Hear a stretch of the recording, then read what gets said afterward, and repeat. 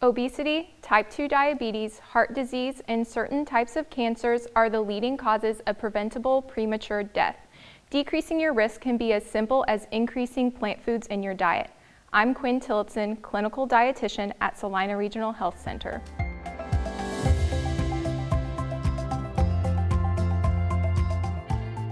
Quin, thank you very much for being on the show. First of all, I think whenever I have a guest on that's talking about diets for disease prevention and stuff, the first thing they talk about is limiting red meat intake. So let's start our conversation there. Red meat consumption, and even more so processed meat consumption, is linked to a lot of chronic lifestyle-related diseases.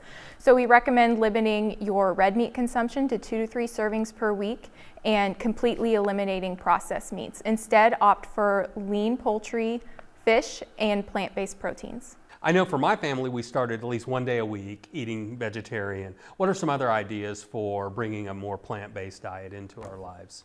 Well, I don't recommend going vegan 100% overnight. I like your idea. Start with 1 to 2 meals per week, meat-free, and then go from there. And try to stick to whole food sources of plant-based protein, so legumes, nuts and seeds, and edamame.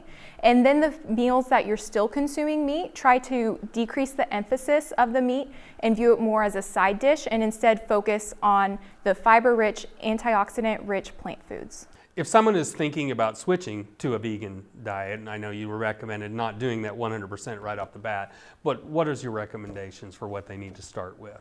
Well, I believe eating a plant-based diet is really good for your health. It can decrease your BMI, your cholesterol, your blood pressure, and also your A1C. So just increasing your plant food consumption is really good. If you want to go completely vegan though, I recommend meeting with a dietitian. There are some nutrients of concern. First and foremost, vitamin B12 is not found naturally in any plant food, so you'll have to supplement that. You may also have to supplement calcium, iron, and omega-3s. If it's not feasible to meet with a dietitian because of finances, I recommend tracking your food on an app. And I know the good thing about the internet is there's a lot of information on there, but the bad thing about the internet is there's a lot of information. Do you have some resources that you like to send people to? Yeah, for general healthful nutrition tips and recipes, I recommend going to myplate.gov. If you want to find information on specific diseases and how to prevent them, you may have a family history of it, I recommend going to that specific website. So American Diabetes Association, American Heart Association, and American Cancer Society. Thank you so much for some great information and being on the show. Thanks for having me.